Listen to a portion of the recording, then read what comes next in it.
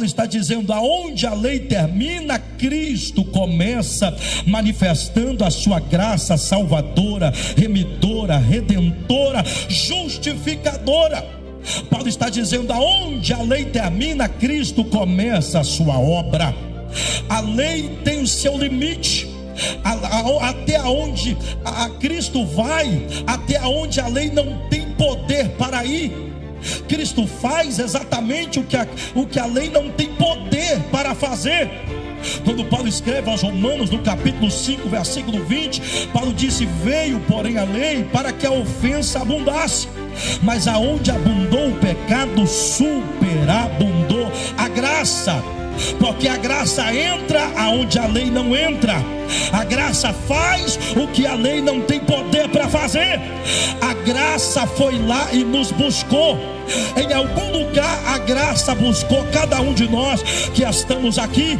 Alguém estava no fundo do poço, alguém estava no lamaçal do pecado, alguém estava no charco de lodo, alguém estava em condição terrível espiritual, mas a graça foi, levantou, ergueu, lavou, remiu e nos colocou aqui, nos dando o direito de filho. Graças a Deus.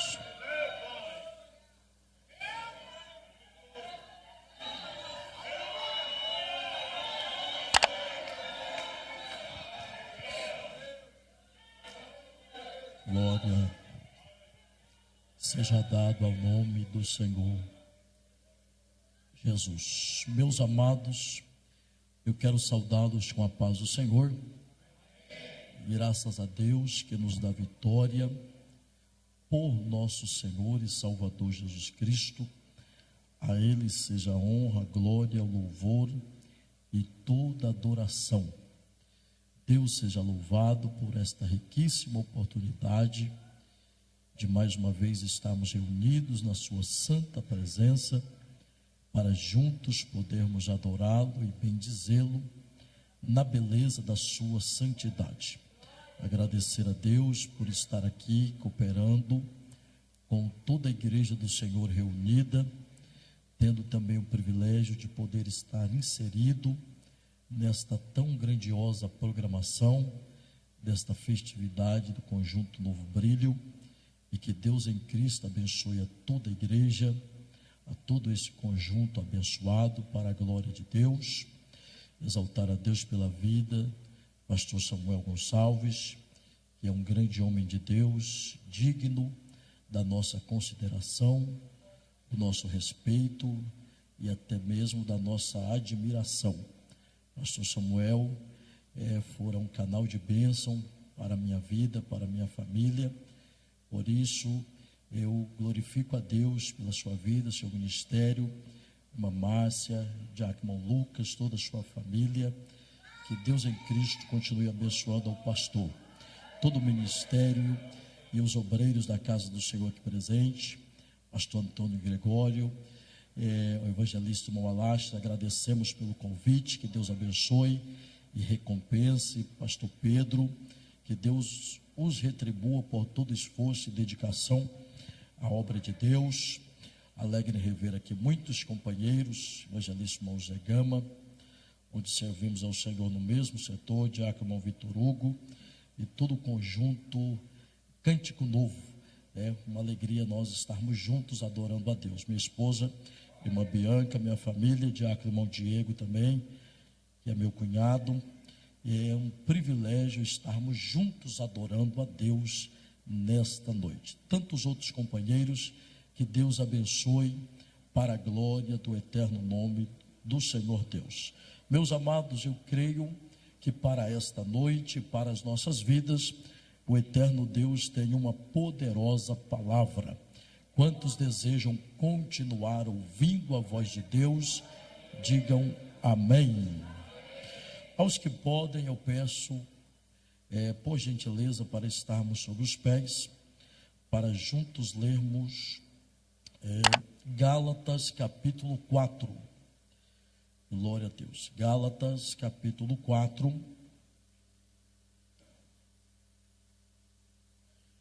E o versículo 7. Glória a Deus.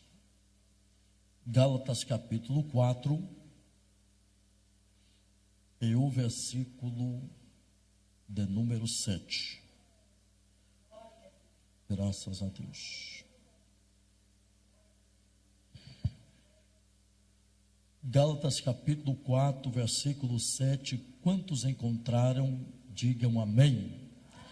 Diz assim: assim que já não é mais servo ou escravo, mas filho. E se és filho, és também herdeiro de Deus por Cristo. Assim que já não é mais servo ou escravo, mas filho. E se és filho, és também herdeiro de Deus por Cristo. E quantos podem dizer amém? Antes de tomar o teu assento, diga para quem está do seu lado: você não é, diga, você não é mais escravo, é filho. Você é filho. Se é filho, tem liberdade para adorar. Nós estamos na casa do Pai. Quantos filhos tem aqui? Digam glória a Deus. Podeis tomar os vossos assentos. Glória a Deus. Meus amados e queridos irmãos, ao lermos a carta de Paulo direcionada aos irmãos da Galácia, nós chegamos a algumas conclusões. E a primeira delas é que Paulo escreve visando fazer uma defesa pessoal, defendendo o seu ministério e até mesmo o seu próprio apostolado, uma vez que os falsos mestres e falsos ensinadores procuravam a todo custo influenciar os irmãos que pertenciam a esta igreja e a esta comunidade cristã, de que o apostolado de Paulo não era autêntico e não podia ser verdadeiro, até mesmo pelo fato de ele não estar incluído entre os apóstolos originais.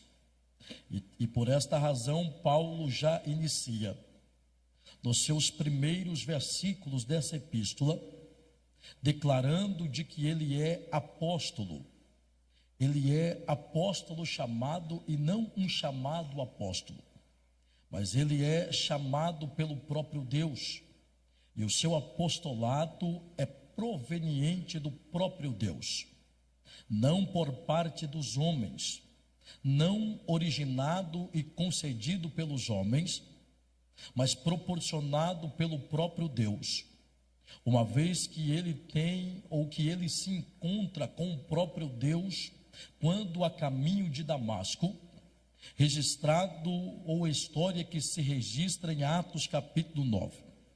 Então Paulo inicia a epístola aos Gálatas declarando que o seu apostolado não é por parte dos homens, mas proveniente e proporcionado pelo próprio Deus. Paulo também escreve aos irmãos da Galácia com outra proposta e com outro objetivo, que era combater os ensinamentos por parte dos judaizantes, aqueles que ensinavam que a salvação ainda deveria ser obtida por meio da observância dos ritos cerimoniais da lei. E estes ensinavam que os ritos da lei ainda deveriam ser praticados, ainda deveriam ser observados. Ainda ensinavam que, para se tornar cristão, era necessário primeiro se tornar um judeu, passando ou se submetendo, inclusive, à prática ou ao ato da circuncisão. E Paulo vai ensinar aos irmãos da Galácia que uma vez que eles haviam conhecido, uma vez que eles haviam sido alcançados pela graça de Deus, eles não deveriam decair mais, não deveriam declinar mais ao estágio ou estar debaixo da lei, porque a salvação não estava mais condicionada à observância e à praticidade das obras e dos ritos da lei, mas a salvação era proporcionada por aquilo que Cristo fez, por aquilo que Cristo realizou. E esses irmãos agora haviam sido envolvidos pela graça de Deus, pela graça salvadora. E Paulo vai dizer aos irmãos da Galácia: uma vez que vocês deixam de acreditar na suficiência da graça, uma vez que vocês deixam de desfrutar do poder abrangente da graça, para voltar a crer que a salvação ainda depende dos ritos e da observância da lei, vocês estão simplesmente regredindo espiritualmente, vocês estão simplesmente declinando espiritualmente. Deixar de viver debaixo da graça, deixar de desfrutar da gloriosa graça para voltar ao jugo da lei, é simplesmente deixar de se portar como filho para se portar como escravo. É simplesmente vocês deixarem de se posicionar, deixarem de exercer o direito de filho para se comportarem como escravos. Vocês estão saindo do posicionamento de filho para serem escravos, porque a lei estabelece esse jugo, esse domínio. E Paulo não deixa de reconhecer a importância da lei, até porque no capítulo 7, o versículo 7 da carta aos Romanos, Paulo disse que é por meio da lei que temos a consciência do pecado, é por meio da lei que temos a noção do que é o pecado. Paulo também reconhece a importância da lei quando ele escreve no capítulo 7, versículo 12 da carta aos Romanos, dizendo que a lei na verdade é santa, justa, perfeita e boa. No capítulo 7, versículo 14 da carta aos Romanos, Paulo disse ainda que a lei era espiritual, mas ele considerava-se como carnal e vendido sob o pecado. Não havia problemas nenhum com a lei. O problema na verdade estava nele, que não tinha condições de cumprir a lei na sua plenitude e na sua totalidade. Paulo reconhece ainda a importância da lei quando ele escreve aos irmãos da Galácia no capítulo de número 3, o versículo 24, dizendo que a lei fora nos dada como aio, ou seja, como guia, para nos conduzir a Cristo, para nos levar a Cristo. Agora Paulo está dizendo, a lei deve nos levar a Cristo. A lei, o seu propósito é nos guiar, é nos direcionar a Cristo, porque Romanos capítulo 10, versículo 4, Paulo disse: o fim da lei é Cristo, para justificar todo aquele que crê.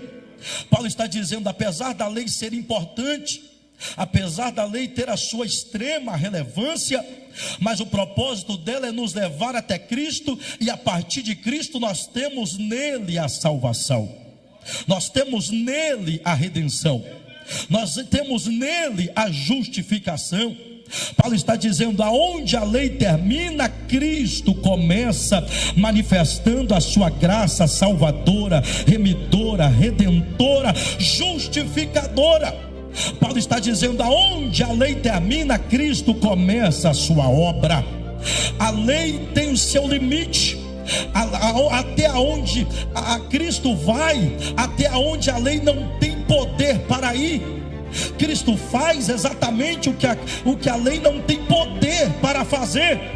Quando Paulo escreve aos Romanos no capítulo 5, versículo 20, Paulo disse: veio porém a lei para que a ofensa abundasse, mas aonde abundou o pecado, superabundou a graça, porque a graça entra aonde a lei não entra, A graça faz o que a lei não tem poder para fazer. A graça foi lá e nos buscou. Em algum lugar a graça buscou cada um de nós que estamos aqui. Alguém estava no fundo do poço, alguém estava no lamaçal do pecado, alguém estava no charco de lodo, alguém estava em condição terrível espiritual, mas a graça foi, levantou, ergueu, lavou, remiu e nos colocou aqui, nos dando o direito de filho. João capítulo 1, versículo 12: mas a todos quanto recebeu e creu no seu nome, deu-lhes o poder de filhos de Deus. É isto que a graça nos proporciona, o direito de filho e não mais escravos, porque não estamos mais debaixo do jugo da lei. Disse Paulo em Romanos capítulo 7, morremos para a lei, de forma que o contrato que tínhamos para com ela, Paulo no capítulo 7, ao falar sobre o poder que a lei tinha sobre nós, ele utiliza a ilustração do matrimônio. E assim como o homem está ligado à sua mulher pela lei matrimonial, assim estávamos nós também ligados à lei, de forma que somente a morte poderia efetuar o cancelamento desse vínculo e desse contrato. Mas Paulo disse que se com Cristo morremos, com ele também viveremos, de forma que morrendo para o mundo, morrendo para o pecado, morremos também para a lei, e não estamos mais debaixo da lei. Romanos 6, não estamos mais debaixo do poder do pecado. Estamos aonde agora? Romanos capítulo 8, estamos agora em Cristo, em Cristo, em Cristo. E para quem está em Cristo, nenhuma condenação a mais, nem a lei pode condenar, nem o pecado pode mais, porque estamos em Cristo, estabelecidos em Cristo. Em Cristo somos filhos e não mais escravos. Em Cristo temos o direito de filho e não mais, aleluia, as obrigações de escravo. Olha o que Paulo disse em Romanos capítulo 8, versículo 15: não recebemos mais o espírito de escravidão para estarmos em temor, mas o espírito de adoção, que outra vez clama Abba, Pai. Não existe mais espírito de escravidão, mas de adoção, porque o Pai nos adotou. Efésios capítulo 1, versículo 5: e nos predestinou nele, segundo o beneplácito da sua vontade. O Pai nos adotou, o Pai nos inseriu na sua família. O que é adoção? Adoção é o meio legal pela qual o filho é adotado, é escolhido, é inserido na família, mesmo que naturalmente ele não tenha esse direito, mesmo que ele não nasceu como filho, mas por meio da adoção, o pai coloca o filho na família, coloca o seu sobrenome e dá a ele todas as prerrogativas e todos os direitos de um filho natural, de um filho biológico. Até herança o filho adotado tem direito a partir da adoção. Olha o que Cristo fez por nós. Cristo nos adotou, nos colocou na sua família, nos deu um novo nome, nos escolheu e disse: a partir de hoje é meu filho, a partir de hoje é meu filho, a partir de hoje eu cuido dele, eu guardo ele, eu protejo ele, eu livro ele. A partir de hoje é meu filho, porque eu adotei. Existe pelo menos 3 realidades com relação à adoção. Em primeiro lugar, a primeira verdade da adoção: adoção não começa com o filho, começa com o pai. Quem escolhe não é o filho, quem escolhe é o pai. A adoção não é o filho escolhendo o pai, é o pai escolhendo o filho.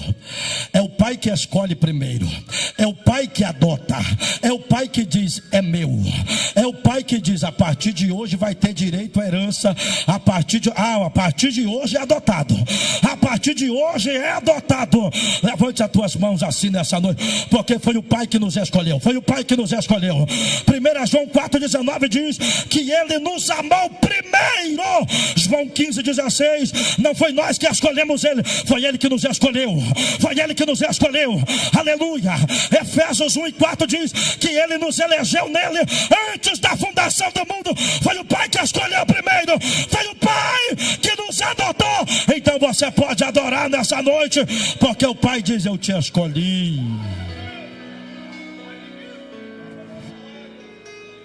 Sabe qual é a vantagem do filho adotado?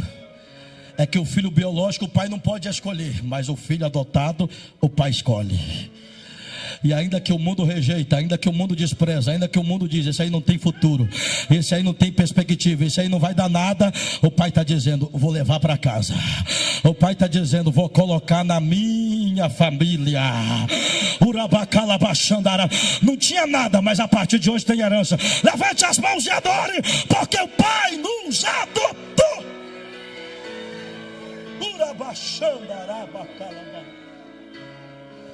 Segunda verdade da adoção: adoção nos dá direito à herança. 8:17 Romanos: se somos filho, somos também herdeiro, e se herdeiro, co-herdeiro de Deus. Ei, tem alguém que chegou do mundo aqui dentro, não tinha nada, mas hoje você tem herança. Pode não ter carro novo para andar, mas tem herança no céu. Levante as mãos. Pode não ter casa própria, pode não ter dinheiro no banco, pode não ter investimento, mas tem herança garantida. Tem herança garantida. Herança que ninguém toma, ninguém rouba, ninguém tira. É teu por direito.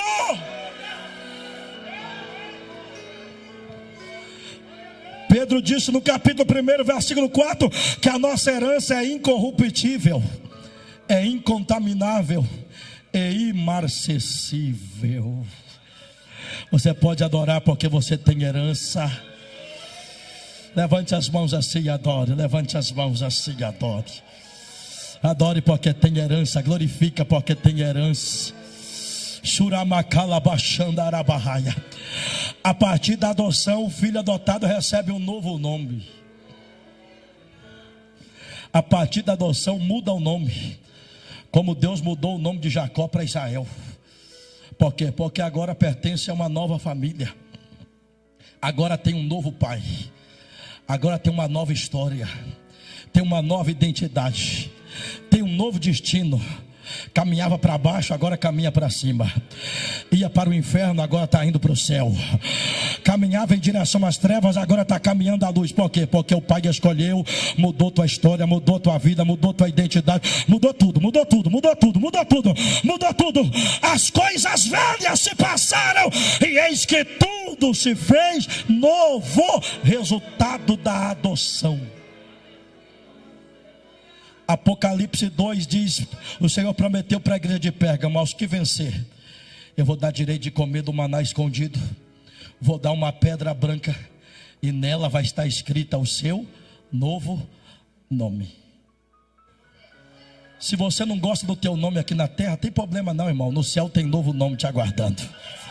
No cartório celestial de Jeová, teu novo nome está escrito lá. Teu novo nome está escrito lá. Está registrado lá, está marcado lá, já está escrito. E a Bíblia diz, pastor Samuel, que ninguém sabe, senão aquele que o recebe. Como vai ser? Aqui não dá para saber, mas quando chegar lá, então persevera para você chegar lá e saber. Continua fiel, não abandona a tua cruz, não larga a tua cruz, vai até o fim, porque tem novo nome te aguardando. Tem pedra branca te aguardando.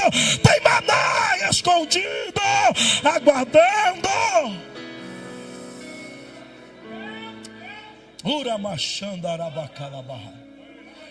Mas Paulo disse ainda em Romanos capítulo 8 e o versículo 16, aleluia, que nós temos o Espírito Santo. Se somos filhos, temos também o Espírito Santo. E o Espírito Santo testifica que nós somos filhos. Olhe para quem está do seu lado e diga: sabe qual é a maior prova que você é filho?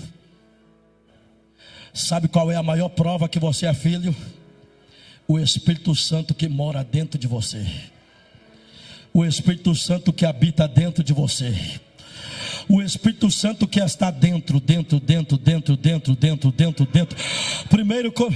Coríntios 3,16, Paulo disse: não sabeis vós que sois santuários de Deus e que o Espírito de Deus habita. O Espírito Santo mora dentro de você, irmão. O Espírito Santo, será que você não se sente privilegiado por isso? Ele mora, ele habita, ele está. Ele não veio só para tirar umas férias, ele não veio só para ficar um tempo, ele não veio só para passar uma temporada. Ele veio para morar, ele veio para habitar, ele veio para ficar, ele veio para nunca mais sair.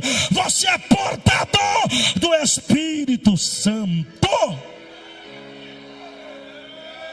Levante as tuas mãos e adore, porque Ele está dentro de você. É Ele quem nos influencia a adorar a Deus. É Ele quem nos leva a fazer a vontade de Deus. É Ele quem nos afasta do pecado, nos afasta do mundo, nos afasta das ofertas do mundo. É Ele, o Espírito Santo. É por isso que nós não podemos perder a presença dEle por nada. Quem é filho tem o Espírito. Quem é filho é portador do Espírito. Quem é filho é possuidor do Espírito. Já vou terminar. O Espírito Santo testifica que somos filhos. Sabe o que é interessante na história do filho pródigo?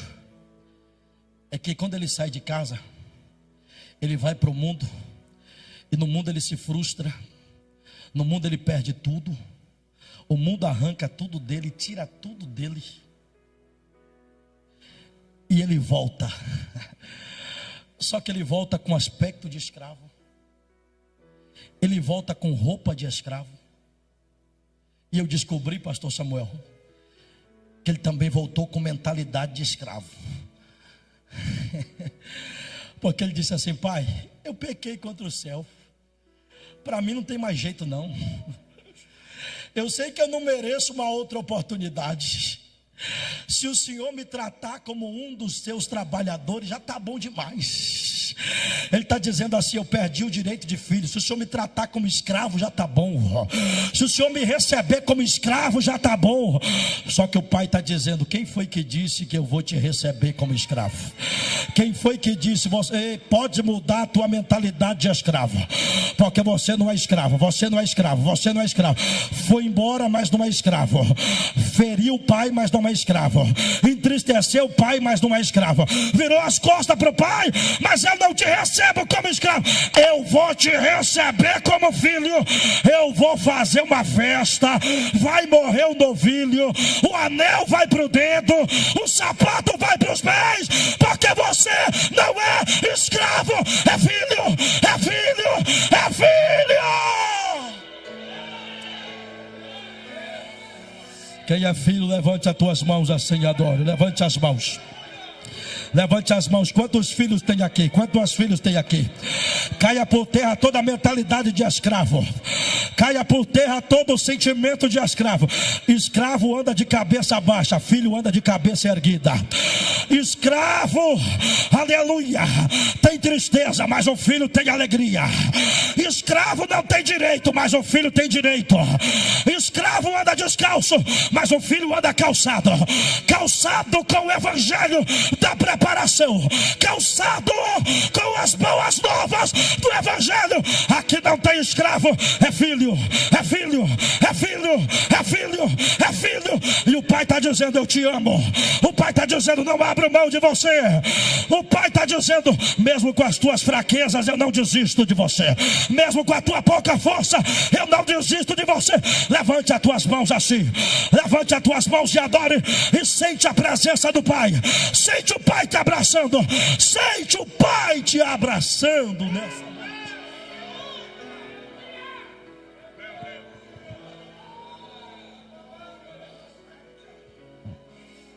João capítulo 11, versículo 25, meu amigo Gessé. O escravo não permanece para sempre em casa, mas o filho permanece. Sabe por que você está aqui? É porque você é filho. E o mundo não te atrai mais. O mundo não te seduz mais. O diabo diz assim para você: lá no mundo a tua vida era melhor, lá no mundo você tinha dinheiro, lá no mundo você era respeitado, lá no mundo você era famoso, lá no mundo você ganhava muito, mas lá no mundo você era escravo. Aqui não, aqui é filho, aqui é filho. Não tem dinheiro que compra a tua liberdade, não tem dinheiro que compra a tua liberdade, não tem dinheiro que compra a tua liberdade. Eu vou terminar agora. Quando Moisés chegou diante de Faraó e disse: Faraó, deixa o povo ir, a gente precisa fazer uma festa no deserto. Aonde? Deserto. Ô Moisés, deserto não é lugar de festa não, rapaz. Aqui no Egito tem tudo do bom e do melhor. Aqui tem pepino, aqui tem alho, aqui tem tomate, aqui tem carne, aqui vocês almoçam, aqui vocês jantam, aqui tem tudo do bom e do melhor. E Moisés está dizendo: é verdade, Faraó, tem tudo do bom e do melhor aqui. Aqui tem tudo, só que não tem o principal. Ah, é? Não tem o principal? Não tem o principal. O que é o principal? O principal é o que a gente quer. E o que é que vocês querem? A gente quer a presença de Deus. E no Egito não tem presença. No Egito não tem presença. É melhor estar no deserto com a presença do que no Egito sem a presença. É melhor passar a prova com a presença do que estar no Egito sem a presença. É melhor passar a luta com a presença. Levante as mãos, levante as mãos, levante a mão. Eu estou pregando para alguém que pode não ter dinheiro no banco, pode não ter dinheiro no bolso, pode estar desempregado, pode estar no deserto, mas tem presença contigo. Tem presença, tem presença, tem presença. Tenha presença. Se coloque de pé adorando a Ele nessa noite. Filho tem liberdade. Filho pode sentir a presença do Pai. Fecha os olhos, fecha os olhos.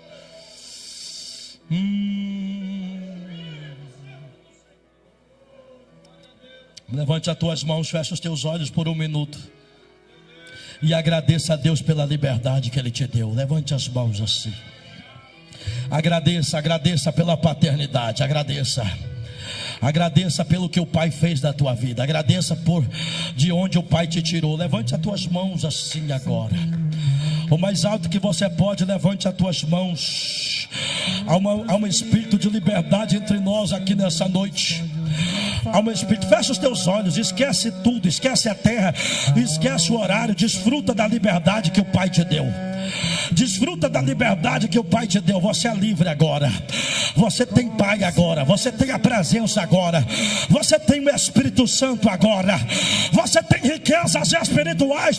Paulo disse: tem um grande tesouro dentro do vaso de barro.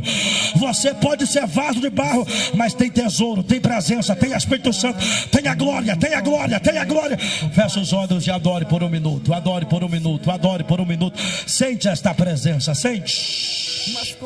Os meus companheiros que estão na minha retaguarda, estendam as mãos assim, estendam as mãos. Estenda as mãos, fecha os olhos, novos convertidos, fecha os olhos. Fecha os olhos, porque o Pai está dizendo: me agradeça, me glorifica, me celebra, porque eu fiz coisa grande na tua vida. Você era escravo, mas agora você é filho. Você era escravo, mas agora você é livre. Você não tinha direito, mas agora você tem. Você era inimigo, mas agora você é amigo. Você estava longe, agora você está dentro, está dentro, está dentro, está dentro, está dentro. Sente.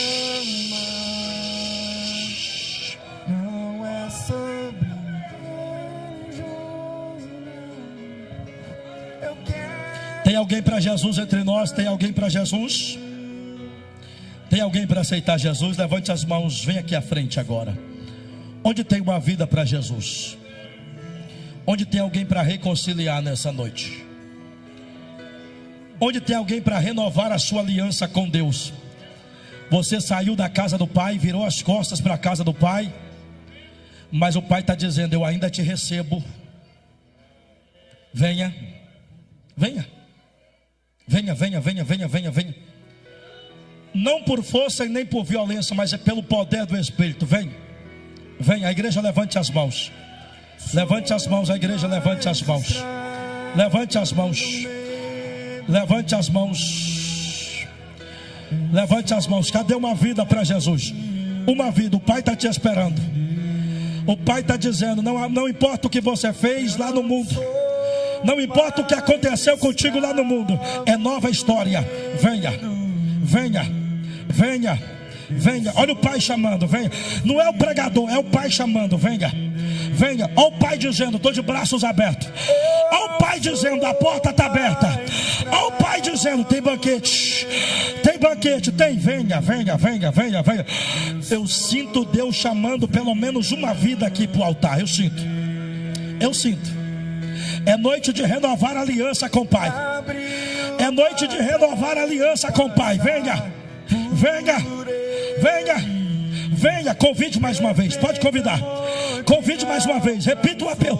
Eu sinto Deus nesse apelo. Eu sinto Deus chamando alguém. Eu sinto Deus chamando alguém para o altar. Eu sinto.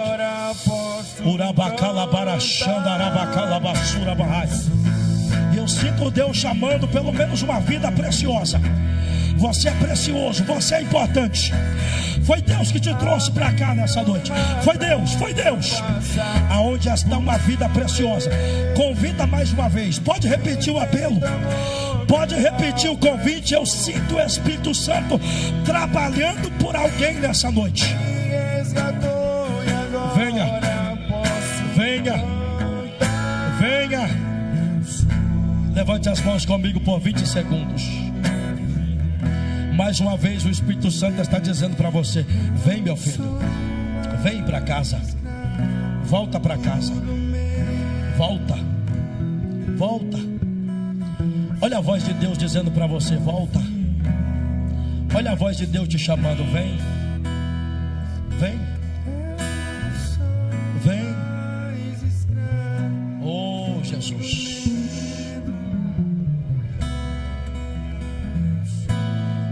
Mais uma vez eu te chamo, vem. Mais uma vez Deus está te dizendo: venha. Venha, filho. Venha, filha. Venha. Venha. Pregador, é muita insistência. É não. É o grande ousado amor de Deus pela tua vida e pela tua alma. Olha o tamanho do amor de Deus pela tua vida. Olha o tamanho do amor de Deus pela tua alma.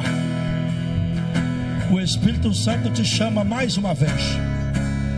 Venha. Venha.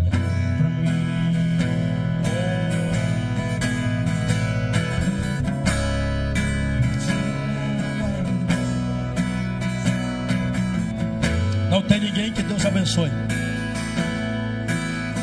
2 minutos eu quero orar, 2 minutos.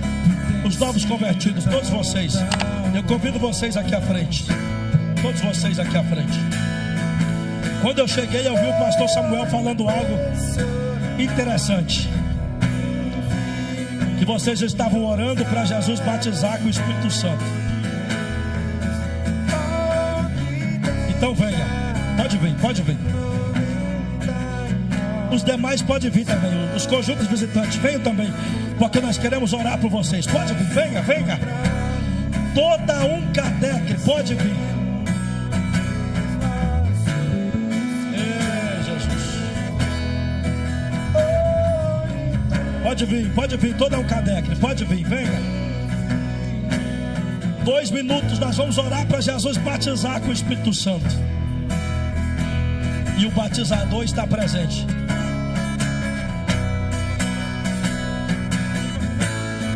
Uma vida reconciliando, pastor. Quem pode dar glória a Deus por esta vida? Quem pode dar glória?